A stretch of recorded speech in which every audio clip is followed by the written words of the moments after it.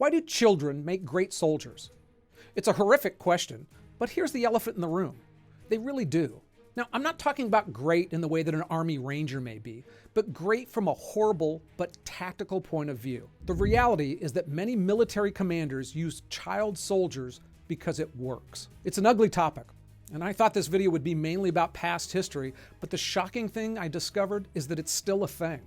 I mean, the concept is twisted, but even currently there are tens of thousands of children, some as young as 8 years old, fighting in conflicts around the globe. Nearly 80% of these wars feature kids younger than 15, armed, indoctrinated, and surprisingly effective. But why do armies and rebel groups continuously turn to children to wage their wars? Hey, I'm Ken LaCorte, and here I tackle some uncomfortable realities, and this one is uncomfortable. Over the next few minutes, we'll look at some historical background, from Maoist China to Nazi Germany. We'll get into the unsettling psychology of child soldiers and understand the dark, practical advantages they bring, including a look at Iran's brutal human wave attacks. And finally, we'll look at a moral dilemma. Are these young killers always victims, perpetrators, or sometimes both? Let's start with China. Just 60 years ago, Mao sparked the Cultural Revolution by calling on students, known as the Red Guards, to purge so-called class enemies. And these teenagers, they took that mission and they unleashed hell. Mao wanted to remake China and destroy his enemies at the same time.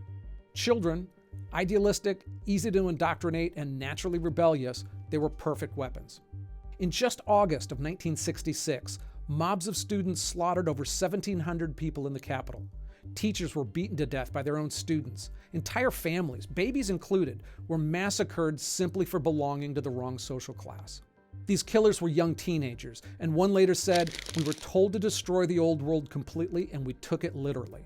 These Red Guards were praised directly by Mao, reinforcing the idea that youth was pure and unstoppable. For many kids, that was the ultimate green light.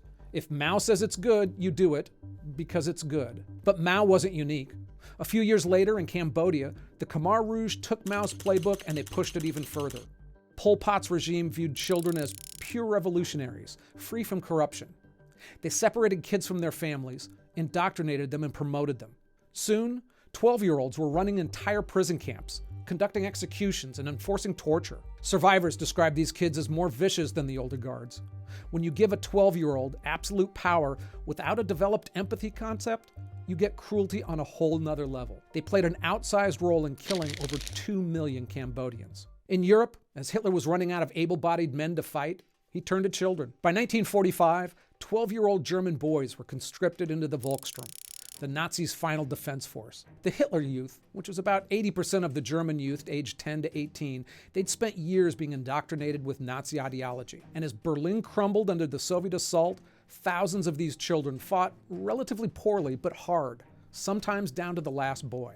And then there's Africa, essentially ground zero for modern child soldiers. During the civil wars of the 1990s and the early 2000s, factions in Liberia and Sierra Leone were filled with kids, sometimes making up to 70% of entire armies. Sierra Leone's infamous Revolutionary United Front abducted thousands of children from villages, kept them hopped up with cocaine and gunpowder, a mixture that they called brown, and then sent them to commit horrors. Boys as young as 10 years old were handed machetes and told to mutilate civilians. The younger and smaller the children were, the easier they were to convert into fanatics. And not just the boys. Up to 40% of child soldiers in some conflicts have been girls, often subjected not only to frontline combat, but essentially sexual slavery. In Africa's wars, girl soldiers often entered battle with babies strapped to their backs. I mean, the scale of the horror wasn't an accident. Children were intentionally used as a psychological weapon. In Sierra Leone's capital, Freetown, children soldiers led an assault known as, quote, Operation No Living Thing.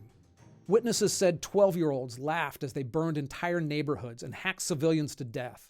The twisted brilliance was that once these children had committed this kind of violence, returning to civilian life was basically impossible. They were committed for life. But maybe the most chilling example of the exploitation was seen in the Iran-Iraq War during the 1980s. Iran deployed thousands of child soldiers in human wave attacks against Iraqi positions. These kids, sometimes as young as 9 years old, were given plastic keys to paradise around their necks and sent running through minefields, literally stepping over the bodies of their fallen friends. Iranian commanders viewed their deaths as necessary sacrifices, cheap and abundant ammunition in a holy war. Iranian prisoners later said that up to 90% of these kids, they never made it back alive. They weren't just casualties, they were part of a deliberate strategy to overwhelm enemy forces and hope that adult soldiers would hesitate before shooting kids. Another advantage? Children give commanders unquestioning obedience, malleability, readiness to kill without hesitation. But they weren't born that way.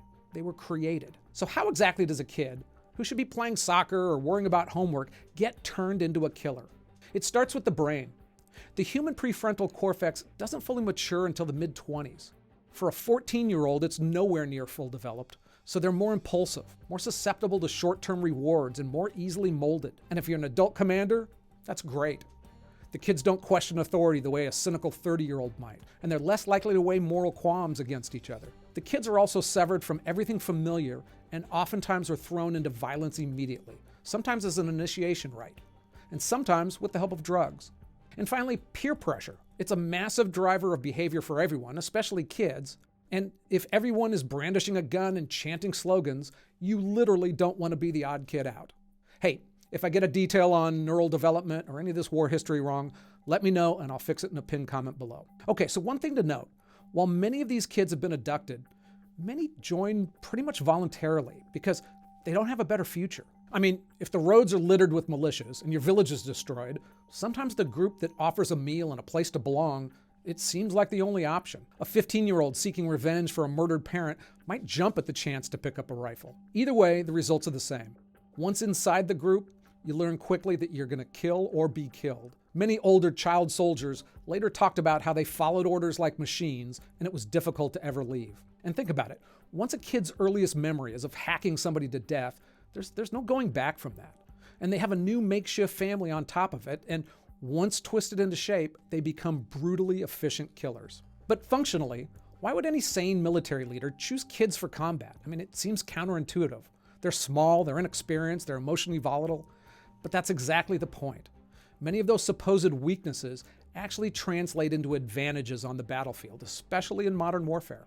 First, kids are cheap and plentiful. Adult fighters might demand pay or have a family to support.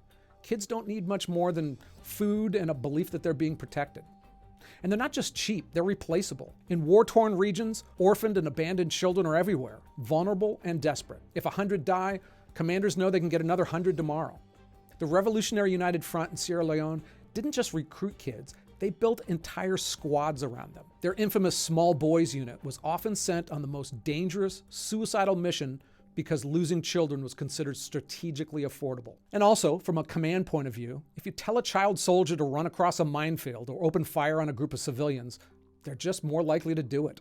And if you're a soldier on the other side, as I mentioned, you may hesitate at killing a child. I mean, some militaries even have to incorporate training on how to handle encounters with child combatants because that hesitation can be deadly. Another advantage is that modern weapons have gotten relatively smaller and lighter. I mean, a fully loaded AK-47 weighs under 10 pounds. They're simple to use, they're simple to maintain. A child can easily learn how to strip and reassemble one in minutes. Hey, if you're getting something out of this, it's a good time to subscribe so that you can get more uplifting videos like this one. So finally, the last reason why some militaries use kids is that there's usually no punishment for doing it. Recruiting anyone under the age of 15 is classified as a war crime, but convictions are very rare. One of the first major rulings by the International Criminal Court was against a Congolese warlord for child soldier recruitment in 2012. But for every one of those, dozens more warlords roam free or get pardons in the name of peace deals. The condemnation of child soldiers, it's rarely backed up by any kind of serious enforcement, and especially if the major powers find out that the offending group is somehow useful in the broader political aftermath. But there's another moral dilemma to consider, maybe the toughest question of all. Are child soldiers innocent victims or hardened perpetrators? Or maybe both? And what do we do with child soldiers who commit heinous crimes? I mean, think about it. On one hand, these kids clearly didn't choose to become killers. The UN, the international courts, they all define that as a war crime. So legally and morally, we recognize these children as victims of horrific abuse. But does that still apply when a 15-year-old kid lines up villagers and murders them? How about when that kid gets older? And at what age should we treat them differently? I mean, they're young, but they're not just passive victims. They're also perpetrators responsible for horrific violence. Dominic Ongwen, he was abducted into the Uganda's Lord's Resistance Army at just 10 years old. He committed his first atrocities as a child under extreme coercion. Yet by the time he was in his early 20s, he was a notorious commander responsible for countless murders and rapes. At what point was he a victim? At what point was he a perpetrator? In 2021, the International Criminal Court convicted him as an adult, even though he'd started as a victim himself. Was that justice? And how young would the person who killed your family need to be before you considered him a victim deserving of sympathy more than a murderer deserving of punishment? They're messy questions with no comfortable answers, something we often see in wartime.